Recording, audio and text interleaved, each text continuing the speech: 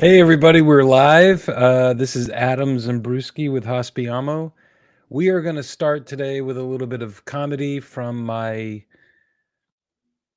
he is everything to me as it relates to how he lived his life and how he brought comedy and humor. Um, well, I have so much to say about Norm Macdonald. Never met him.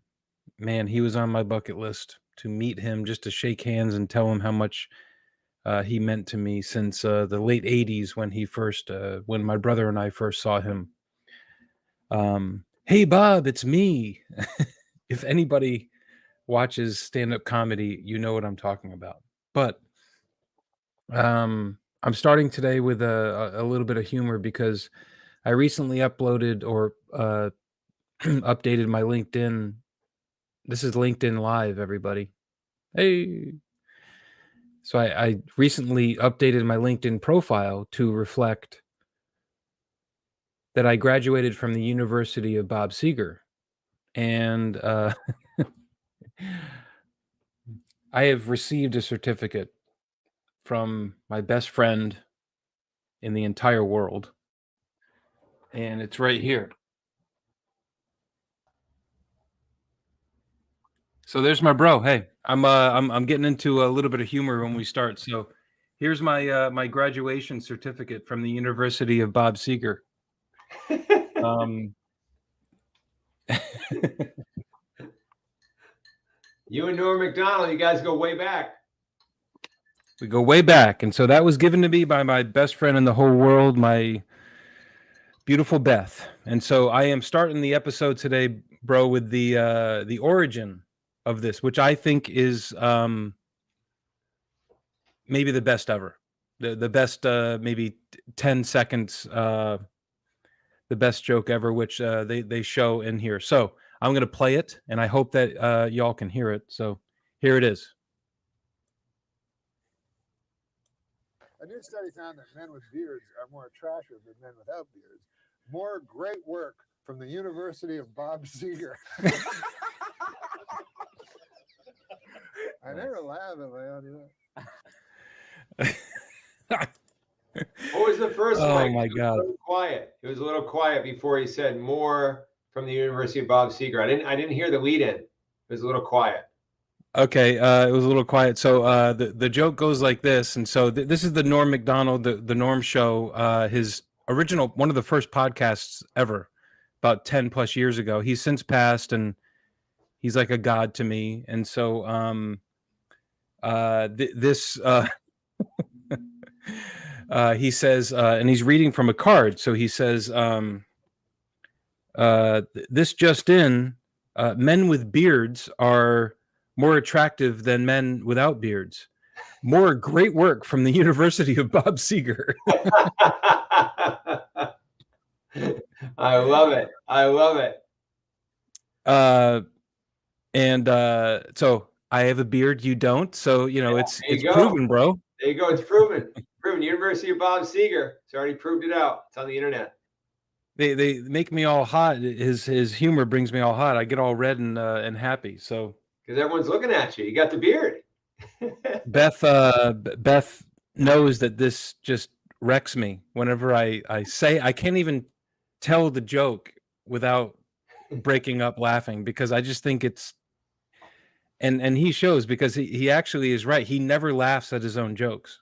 But this one that he read hundreds on this show, and he says I never laugh at my own jokes, but that one is good. And the guy that was the guy that he was inviting on there was from he's the one that does the great Nicolas Cage impression from the Saturday Night Live. No, who's the actor from what's the show? It's a Jim Carrey. The great the Big Bang Theory. His name's Simon. He's not like the superstar, Howard. but Howard is the name of his character on the show. Yeah, Howard. Yeah. And so he was the guest on this, and he just lost it when he read this. More great work from the University of Bob Seger. There's a little bit of another reason why I brought this up, because this is a bit of a stretch, bro, but what you hear out there in the world, right, is not always the absolute truth. And so, and what you see, and regarding the hotel industry, or even investing in a second home, or your first home, or investing anything in, call it commercial real estate, or even your own home with residential real estate, and that is, don't take it for face value. And growing up as a front desk agent and then hotel general manager, the face value was mostly revenue focused, and then high level expense control focused. And I was not really exposed very much to the significant impact numbers which go below the profitability line, which are property insurance, property taxes, the cash reserves, or reserves for improvement, and then how much do we actually pay the lender? Is there a mortgage? What is amortization and depreciation? What is all this? Like, it's a common concern and a common question from the operators in the field, because they are accountable to the bottom line, but yet there's, and I'll show you, They don't know all the 10. stuff. No. Yeah, yeah, and so this joke came to mind because what I interpret Norm Macdonald for saying, which is a very common theme in his comedy, is you can make fun of somebody, you can make fun of yourself, you can actually talk about the things that are uncomfortable, but at the same time, what are we doing out there? Like, you read that, you read a research, it's the same thing as saying, like, potatoes are now the most healthy thing to eat. More great work from McDonald's. Exactly. And there's all different opinions out there. There's all different things, right? So it's like, what matters for what you're trying to do? You're talking about managing the bottom line of a hotel.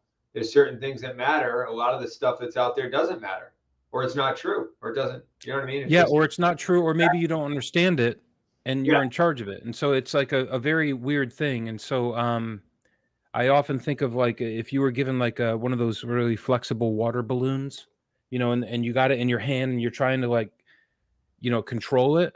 Yeah. If you have like a brick, you can just hold on to it, and that means you understand all of it, at least, to 80% of it. But if you got this thing that you don't really understand, and it's a major thing specifically for this, understanding the full P&L, or profit and loss statement, for any business. Yep. Try to the idea is that the world out there of asset management and ownership of real estate, it's the information that is shared for the people that are holding that, right?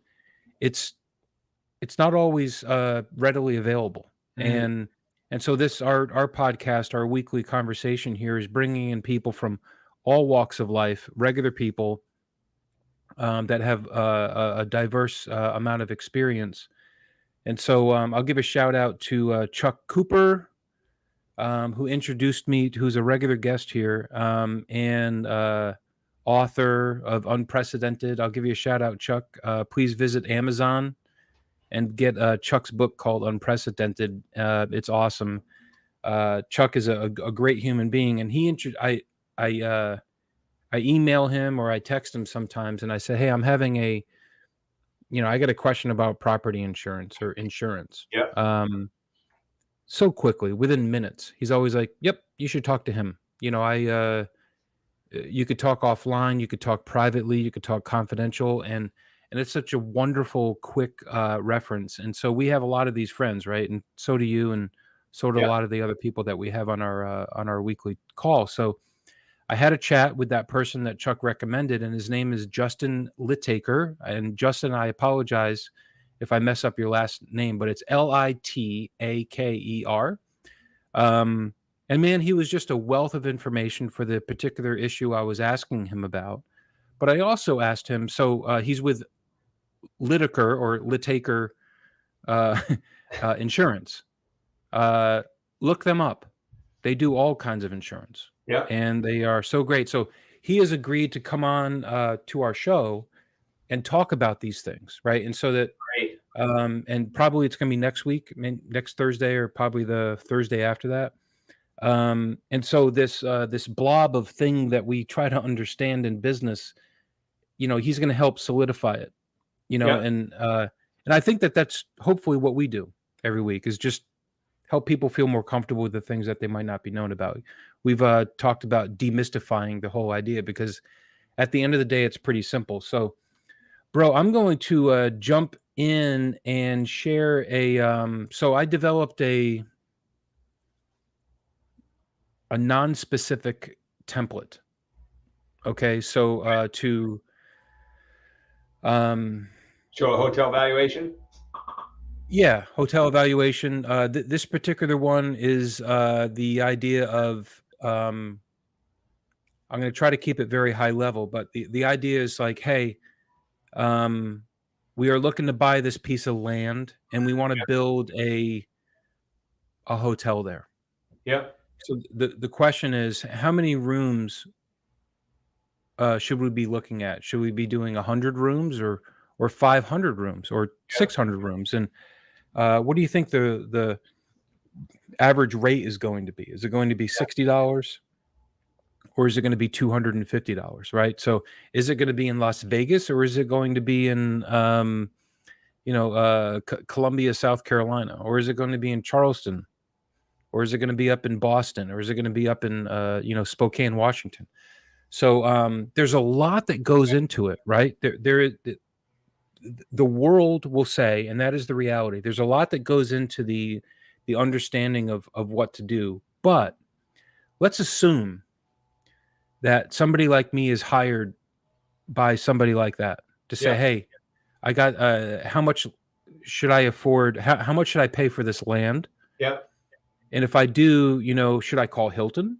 Yeah. Should I do it on my own? Should I create my own brand and sort of the history name it after my cousin? It's sort of the history. It's really important to demystify how the hotel got there in the first place. How much is it worth? And then going forward, if you're going to manage the hotel, that's important to understand, because then you're going to be managing to the P&L. So like demystifying all that, I think, is really important, bro, because most people don't understand it, including the people managing. They may not understand your side of it that you're talking about now. And they just show up and the hotel's already there. Now they're managing to a P&L, which they don't fully understand, but they also don't know how it got there. And if they didn't hire somebody like you and they overbuilt or underbuilt, that's important to know too. Or they overpaid and now they're working off something on their P&L that they shouldn't have paid for in the first place, but it's like there. So auditing that situation to demystify it, I like your word demystifying, is really important, right? You need to know. Oh, I'm gonna nickname you Dr. Segway, because you just exactly what you just said is what happens when the ownership here might make this decision, but then what happens? Does anything happen a few years later when you're operating the hotel and you're like, what are you talking about? You why did this number change? Yeah. So I'm going to share the spreadsheet a little bit, and just for everyone listening and watching this, these are just numbers.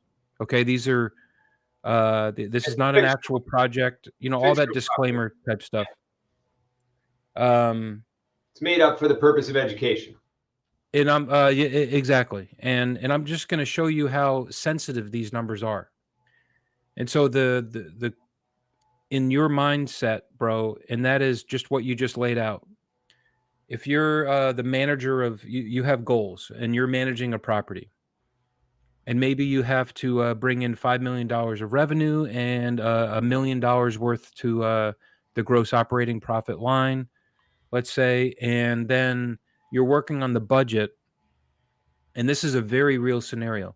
You're working on the budget for next year and you're thinking, all right, I got to bring in 5 million and this is how I'm going to do it. $1 million to the bottom line. And these are round numbers, right? Yeah.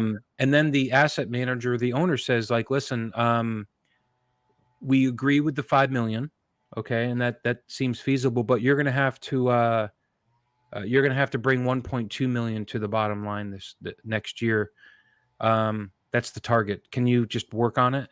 And you're thinking like, and this happens all the time.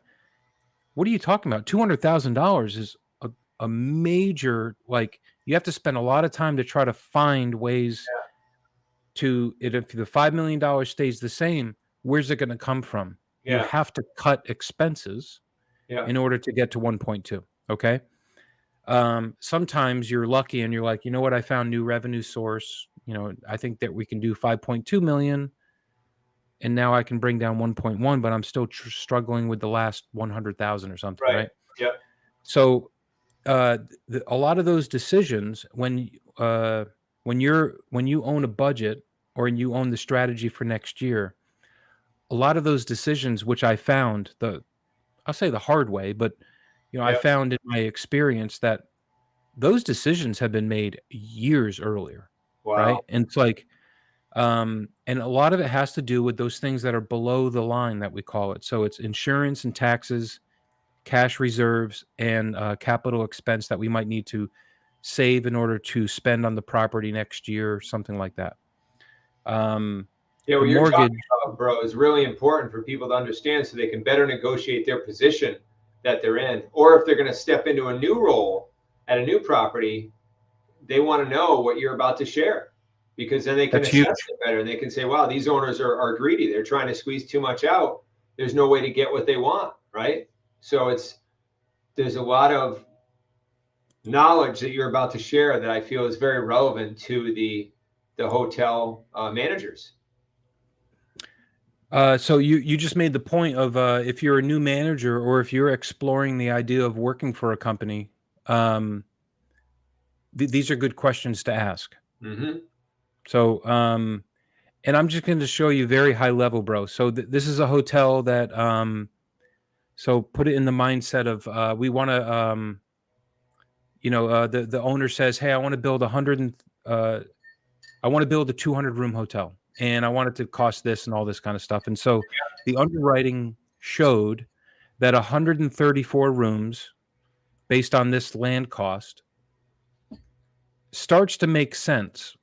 And so without going into too much detail, the equity IRR, it's an internal rate of return, right, is at 12.6%, which is fairly low for what an institutional investor might want. Okay. And the 1.7 here shows that if, for example, if an investor puts in $100,000, they can expect a 12.6 return year after year. Got it. Over what might be a 7 or 8 year hold period. And so, you're talking about, putting in $100,000. That $100,000 is gone. It's into the investment, and you're getting a check for like $12,600 a year. Yep. Okay. Yep. About on average. Yep. And then when you sell it, you're going to get back $100,000 of your original investment plus $70,000. And so all of that adds into about your internal rate of return, right? So when this is presented to an owner to say, hey, I think that you should buy this hotel, or I think that you should purchase this piece of land and you should build it. It's 134 rooms, right? You start to 12 right here, 13, 14, 15, 20%, even higher. Sometimes they're like, oh, this is a good opportunity. So I'm going to put in my money and I'm going to make this investment and I'm going to go sign a bank loan for millions of dollars, right? And possibly sign some guarantee of personal recourse. So they're going to take on a lot of risk based on what I, as in like maybe the consultant, is saying, like, you should do this, right? Yeah. Yep. So here's where it gets a little bit intricate, but I'm going to keep it very high level. So here's property taxes and insurance. Yep. So if I'm presenting this as a hotel real estate consultant and I'm saying, I think you should do this, and based on my research, not from the University of Bob Seger, but based on my research, I have shown that your property taxes are going to be about $150,000 a year, and your taxes and insurance. Yeah. Property taxes are about $150 a year, and then your property insurance is about $150. Now, that's all good. So I wrote that in, and then I wrote over here that they're going to increase by by 3% every year. And Yep. they're like, okay, that seems about right. Now, here's the thing, bro. What if I got that wrong? Right. So you see this 12.6 internal rate of return and the 1.7 here? Yep. And I haven't done a lot of the, practice on this, but I will tell you that it's sensitive. So let's say I'm wrong and it's now $200,000 a year Yep. on both. Yep. Look at that. Wow. That's Amazing. for an investor, that's a major difference. So It's going from 12% to 9%, it's not just 3 percentage points. That's like a quarter. That's 25% less than what they were expecting. Yeah. And they're going to say, no, forget it. Right. Yeah. So the threshold for them, like if it's above that, yes. If it's below that, no. They could say Yep. no. So the accuracy of these numbers is really important for investors, but also for managers. Because if you're managing the property, you don't know these things, they fluctuate a lot, then I'm guessing you're in trouble too. Dr. Segway again. Okay, so let's say that happens, right? Let's say they say, hey, Adam, you told us it was going to be 150 on both the taxes and the insurance. Maybe it's not even anybody's fault. Maybe it's just the markets of the day, right? Yeah. Which does happen. I do want to talk a little bit specifically if Bruce Jordan joins. Bruce said he might be able to pop in, and I'm going to ask him about his experience with managing multiple hotels with as it relates to how to react when things like this happen, right? So now the reality of it, all right, so let's I'm going to bring this down for a second. I'm going to stop screening. So sometimes I go very much into the weeds, right, of like hotels specifically, but let me back up for a minute and let's go up to the clouds. Yeah. It's really the same thing as the example that I thought about was when we were kids, or well, I guess now, watching The Price is Right. Yep. So, all right, you get on The Price is Right and you're like, nice. And then you get the price, it's right. You win a new car. Oh my God, this is so great. Well, what they don't tell you that I'd never thought of when I was young was like, now you have to pay for the insurance on that car. and it's yeah, you're like, oh, what? Yeah. Now you have a very expensive car with very high insurance, with maybe high gas, like low gas mileage, right? High gas prices, so high maintenance, right? High maintenance, and you could have just won a $5,000 a year expense, right? Exactly. So what if you do win? What if you do buy a piece of real estate, even if you buy your home, right? So let's say you, the real estate broker says, hey, I'm moving to Charlotte, and the broker says, yeah, you can get a $300,000 house. And you're like, okay, good. I got about $60,000 to put down. That's 20%. Do you think I can get a loan? Yes. Talk to this bank. And they all do this underwriting, the same underwriting that I just was going under. Yep. The same underwriting that somebody that owns a car or buys a car, right? The idea is like, well, what if you go ahead and do that and you bring your family down to Charlotte, and then they say, so it's still 300,000. That's good. But we're going to need $70,000 down now because the insurance, somebody messed up or whatever. The markets are changing, and we didn't know that this hurricane was going to hit Florida. And you're like, I'm in Charlotte. What does Florida matter? Like, well, it does matter. We're going to need another $10,000. And you're like, what? Yeah, I can't do the house now. I don't have it. I can't do the house now. I got my family here. I'm in a hotel. Yeah. And so things like this do happen Yeah. quite often. And my position every week, which, by the way, Michael Jordan, number 23. This is in episode number 23, bro. 23. The GOAT. The GOAT. The theme that we didn't know when we first started, right? But the theme for me has been like, hey, ordinary people, regular people doing things that are great, that move things forward. And there's always been this disconnect between the what I call owners and operators, right? And I think that we're doing a pretty good job at connecting those two worlds. Yep. You are in a world of agile project management, software development, engineering.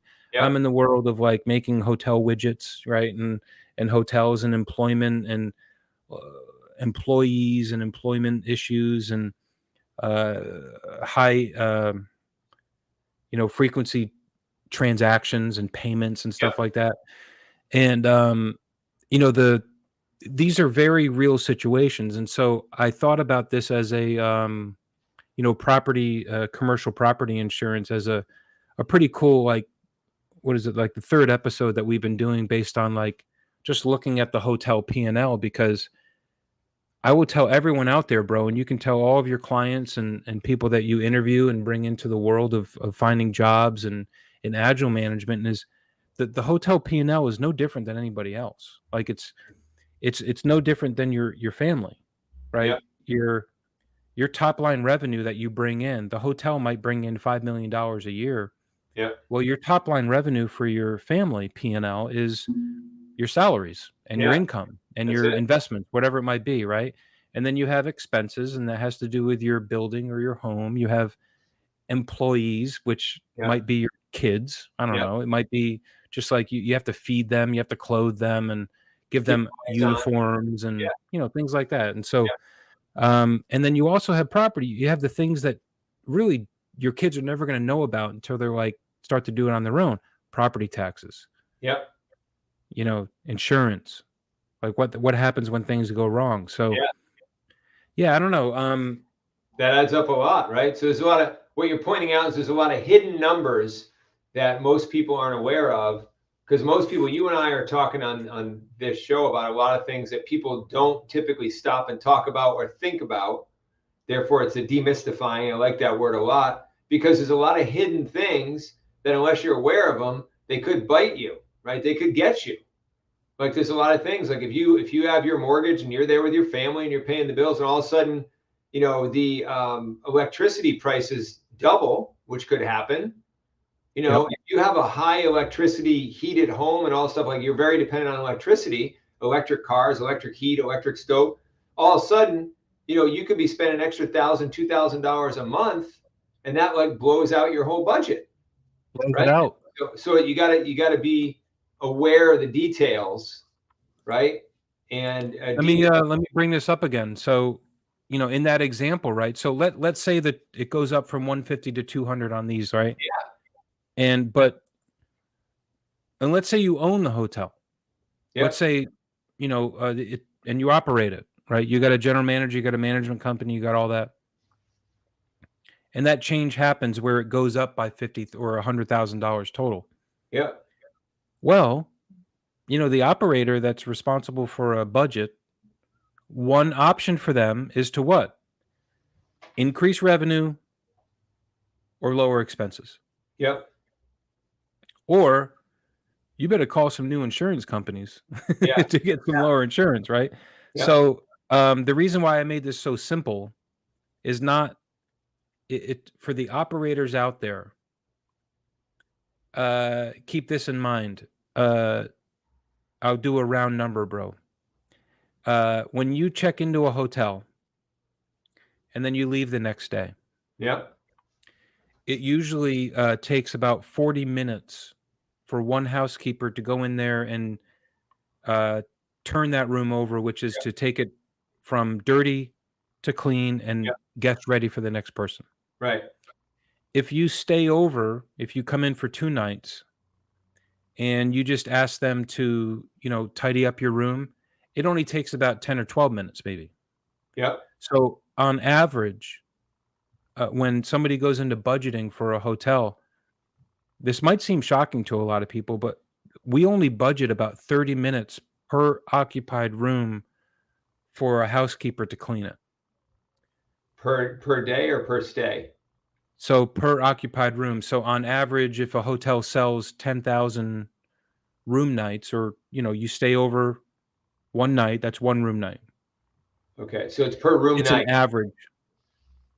What's that? Is it per room night then?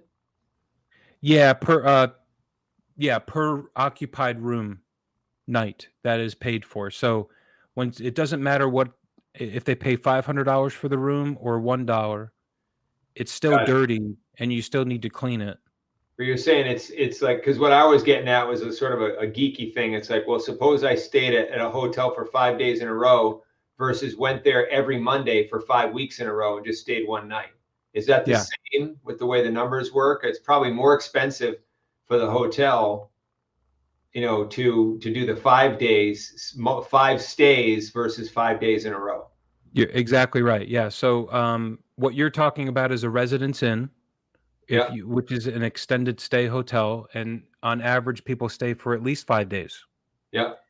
It's a much lower operational cost because you're not cleaning it every single day.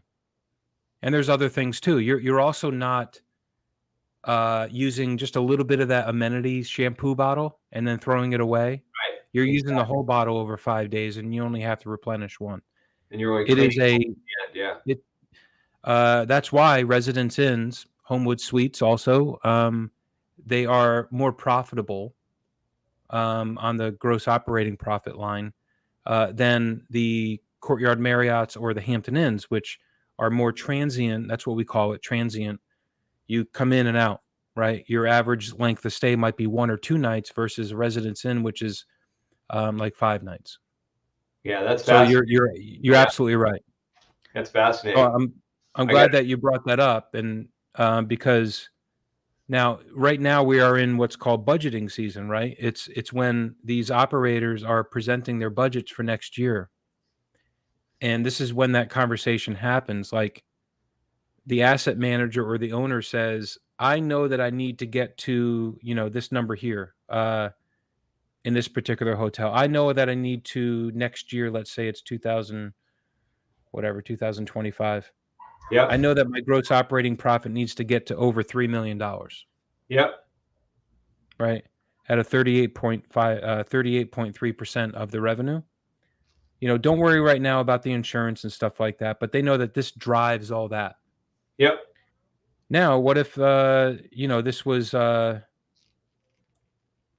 actually, let me turn this back. So I'm going to put it back to 150 and 150. Sorry, 150. Yeah, I got to wrap up too. I got to wind it down. You got to wrap up? Okay.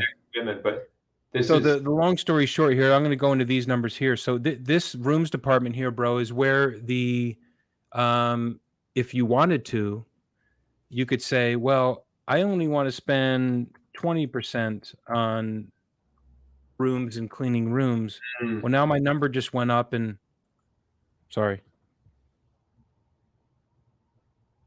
There you go. Now this number just went up, and now as an operator, basically what this is, or essentially, I will say, what this is saying is that it's a little bit too simple for an owner to say, listen, we're having to spend another $100,000 in insurance, so can you go find another $100,000 in operational costs? It's mostly about 50 or 60% going to come from labor. Yeah. And it's a lot of times it's not really possible because they're already tight. And so that means like, hey, housekeeping staff, you no longer get 30 minutes per occupied room or to clean. I'm now going to goal you, and based on you keeping your job, you have to now do it for 24 minutes a room. Yeah, And it's like, bro, and we should do this sometime, anytime you want. We can go into a hotel room, and I will challenge you to clean the entire room.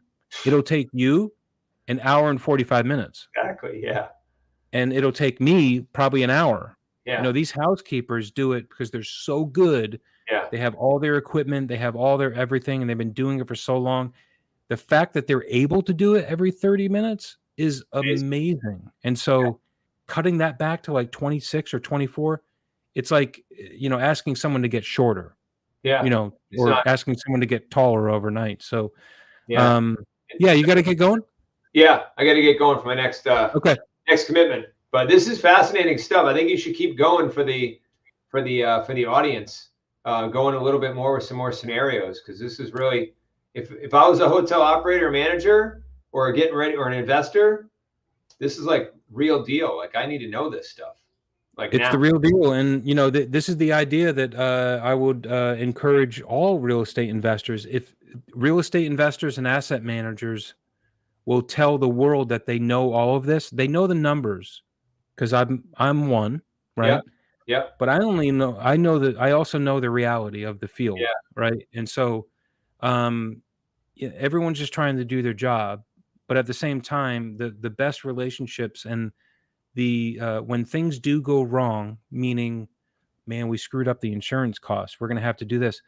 Everything's going to be okay. Yeah. It doesn't mean anybody won or lost. It's just if you have the relationship with the people at the property and the management company that's operating it, you just got to talk about it. And there are so many different opportunities and scenarios to work it all out. And sometimes it becomes contentious, and it doesn't need to be. So that's just so that's what this is. And I think that knowledge and sharing of knowledge and sharing of relationships and being collaborative versus competitive, that's been the only answer. So Yeah. you know, You hit the nail right on the head. It's the knowledge and the collaboration. yeah, that's what it is. And you know, I would call a hotel general manager first if I ever had any question about the day-to-day operations.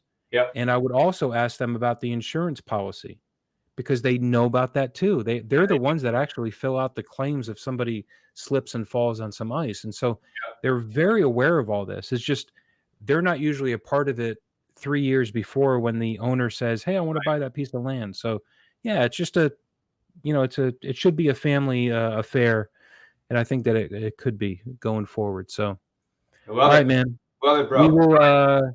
We'll end it here. We did it in 36 minutes. 336. That's the area code for I think Greensboro, North Carolina. So all right. Hashtag 336. Good all stuff. right, love you, bro. All right, we'll do it again next week. And thanks everybody for all your interaction. I got a bunch of comments over here, bro. I have to respond to, and I'm going to respond probably either on the LinkedIn live stream. So awesome. I'll mention you, and thanks everybody. We'll do it again next week.